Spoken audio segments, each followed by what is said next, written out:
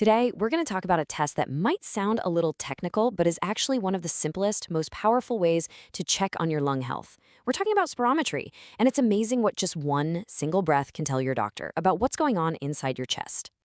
You know that feeling, right? Maybe you get winded just going up a flight of stairs, or you've got this nagging cough that just won't go away. It can be a little worrying, and it definitely makes you wonder, hey, is this just me getting older, or is something actually wrong? Well, that's exactly where spirometry comes into play. It's often the very first step doctors take to get to the bottom of those questions. It's a test that helps turn those fuzzy symptoms into a much clearer picture of how well your lungs are working. So let's dive in. First things first, why would a doctor even want you to do this test? What are they really looking for? At its heart, spirometry is all about measuring your airflow. Think of your lungs kind of like a balloon. This test measures two main things. One, the total amount of air you can get into that balloon, and two, how fast you can blast all that air back out. It's a really direct way to see how well your lungs are doing their main job. So, if you go to your doctor complaining about any of these things, a spirometry test is probably going to be on the table. These are the classic red flags that tell your doctor that something might be getting in the way of your breathing. They're your body's signals that it's time to take a closer look. And taking that closer look is so important because those symptoms could point to a whole range of different conditions. Spirometry is absolutely key for diagnosing things like asthma, the really common condition called COPD, or even more serious diseases like pulmonary fibrosis. Getting the right diagnosis is the only way to get the right treatment. Okay, so let's say you're scheduled for the test. What do you need to do to get ready? The good news is it's pretty simple stuff. The whole idea here is to get a true clean reading of your lung function without anything else getting in the way. Things like smoking or having a giant meal right before can mess with your ability to breathe your best. And yeah, the loose clothing makes a difference. You don't want a tight shirt holding you back when you need to take the biggest breath of your life. All right, let's talk about the test itself. I know it can sound a bit intimidating, but let's walk through it. It's actually a really quick and straightforward process. First, they'll pop a little soft clip on your nose. That's just to make sure all the air you're breathing out goes into the machine. Then you'll take a huge breath in, like the deepest one you can manage.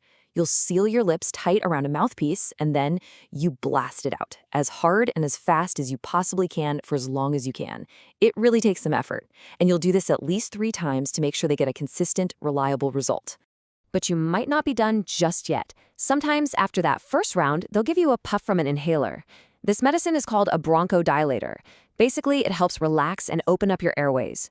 You'll wait about 15 minutes, and then you do the whole test again. This is such a clever diagnostic trick because if your numbers get a lot better after the medicine, that's a huge clue that you might have something like asthma. Okay, you've done all the huffing and puffing. Now comes the really important part. What in the world do all those numbers and charts mean? Let's crack the code. The first key number you'll hear about is your FVC. This is all about volume or size. It's the total amount of air you can possibly push out of your lungs after taking that super deep breath. Going back to our balloon analogy, this is basically measuring the total size of your balloon when it's full. The second crucial number is FEV1. And if FVC is about size, FEV1 is all about speed and power. Of all that air in your lungs, this measures how much of it you can blast out in that first explosive second. This tells your doctor if something is blocking or narrowing your airways and slowing the air down. Now, here's a really important point.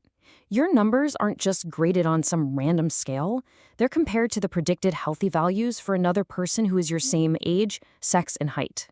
Generally, if your result is 80% or more of what's predicted for you, that's considered in the normal range. So this is where it all comes together. By looking at these two numbers, FVC and FEV1, and how they relate to each other, your doctor can start to figure out not just if you have a lung problem, but what kind of problem it is. So most lung conditions fall into 2 big buckets. First, you've got obstructive diseases, like asthma or COPD. Here, the problem is getting the air out. The airways are narrow, so your speed, your FEV1, will be low. Then you've got restrictive diseases, like pulmonary fibrosis. Here, the problem is getting enough air in. The lungs are stiff and can't expand fully, so your total volume, your FVC, will be low. Being able to tell these two apart is huge because they're treated very differently.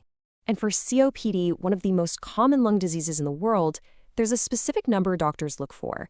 They look at the ratio of your FEV1 to your FVC. If you blow out less than 70% of your total lung capacity in that first second, even after using that inhaler, that is the key diagnostic marker for COPD. And that's the real power of spirometry. It's not just a thumbs up or thumbs down test. It's a sophisticated tool that helps your doctor pinpoint the exact type of issue, how severe it is, and most importantly, what the best plan is to help you feel better, all from just a couple of breaths. So, the main takeaway here is that while symptoms like shortness of breath can feel really scary, getting answers might be simpler than you think. For so many people, this quick, painless 15-minute test is that crucial first step toward getting a clear diagnosis, the right treatment, and finally just breathing a whole lot easier.